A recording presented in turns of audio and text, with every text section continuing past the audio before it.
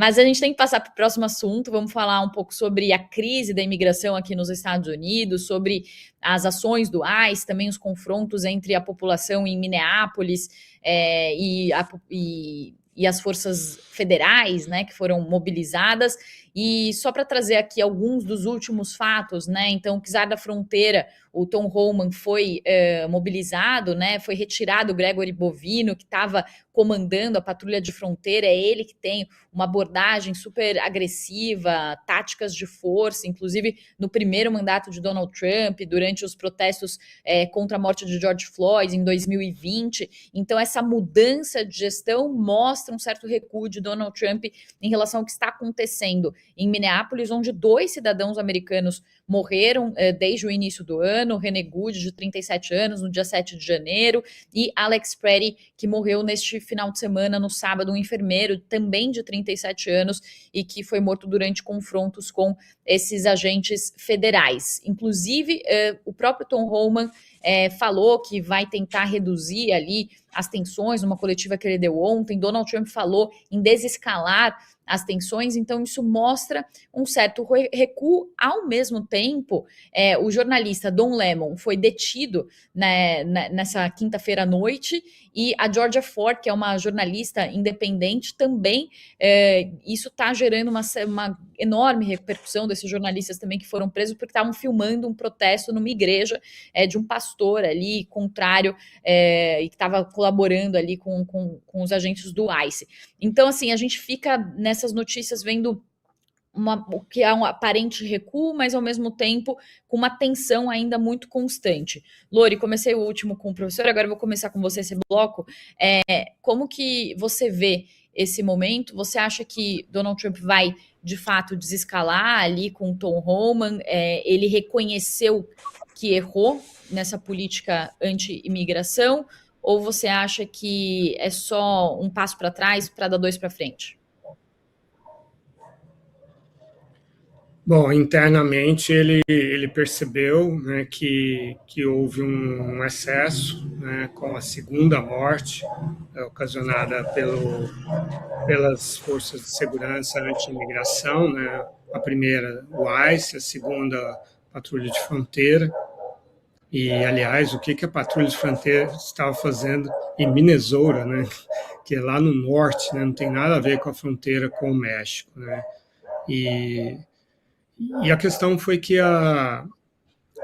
essa violência contra os imigrantes chegou aos cidadãos americanos, e isso chocou os americanos, que se sentiam protegidos, né, que era um problema só para os imigrantes, para os estrangeiros, e não para os cidadãos americanos.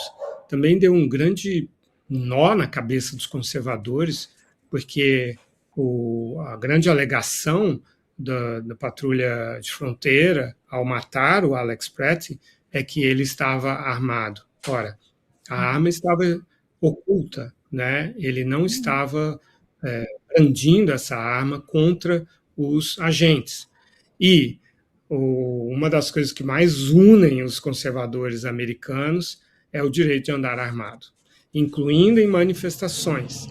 Por quê? Porque o sentido da segunda emenda é que os cidadãos americanos possam formar milícias, como diz a segunda emenda, para se defender de um Estado que seja arbitrário, que seja abusivo, né? Ora, esse era o caso, né? Então, o Nossa, Pretty perfeito. estava armado, enfrentando um agente do Estado que estava cometendo uma arbitrariedade. Esse é o espírito dos pais fundadores quando criaram a segunda emenda. Uhum.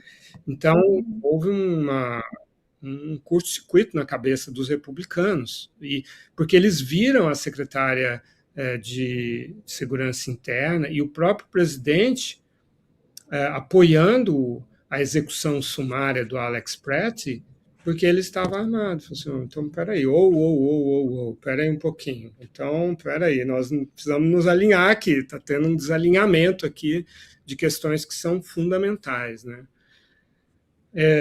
E aí o Trump puxou o freio de arrumação, né, retirando o Gregory Bovino, que é um comandante operacional da guarda de patrulha que estava se comportando com os americanos como ele se comporta com os mexicanos, guatemaltecos, salvadorenhos, nicaragüenses, né? Esse é o sentido do que aconteceu. Estava fazendo com pessoas brancas o que ele faz impunemente com pessoas que não são brancas, né? E aí ele foi retirado de cena, e Tom Homan é uma figura, é um cara bastante firme, bastante duro na questão da imigração, mas é um cara de carreira, tinha um papel importante no governo do Barack Obama, então é uma figura um pouco mais ecumênica, assim, que trouxe, não, tinha 3 mil agentes do ICE em Minnesota, isso é totalmente desproporcional em relação à tarefa, em relação ao que Minnesota representa em termos de imigração.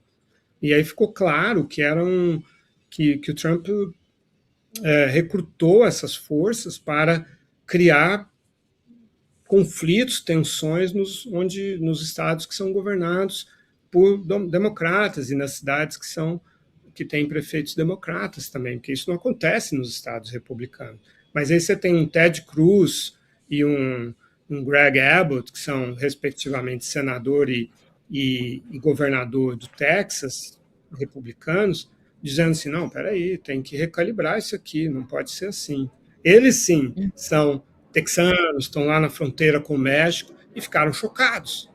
Então, o Trump teve que reorganizar isso, mas ele não vai abrir mão dessa frente da imigração, porque isso é muito valioso eleitoralmente, politicamente, é apenas uma arrumação realmente, até porque a frente em que ele realmente poderia atender os americanos, que seria baixar o custo de vida, aparentemente ele não tem uma fórmula para fazer isso. É como se a retórica fosse mais importante nesse caso, né? Que nem o professor estava falando dos fins e dos meios, né? Do que o movimento que isso vai levar. Eles sobem muito a retórica, mas não sabem exatamente o que vão fazer depois. E, professor, eu queria abordar com você um pouco sobre